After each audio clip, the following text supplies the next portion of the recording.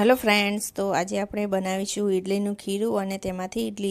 તો તેના માટે મેં અહીંયા 3 વાટકી જેટલા ચોખા લઈ લીધા છે અને 1 વાટકી અડદની દાળ લીધી છે અને તેમાં 1 ચમચી મેથીના દાણા નાખ્યા છે। તેને મેં 4 થી 5 કલાક માટે પલાળીને રાખ્યા હતા।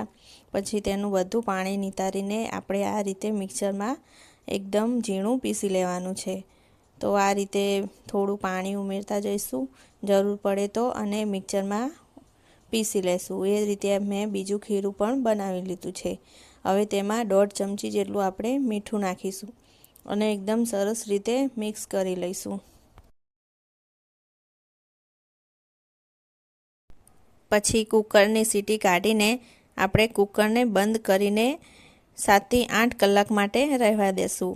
तो अहींया 7 થી 8 कलाक जेवुं थई गयुं छे अने आपणे चेक करी लईए के खीरा में केवो आथो आव्यो छे। तो जोईए तो जोई शको छो एकदम सरस आथो आवी गयो छे खीरा में। तो हवे आपणे तेने चमचानी मददथी आ रीते सरस मिक्स करी लईशुं।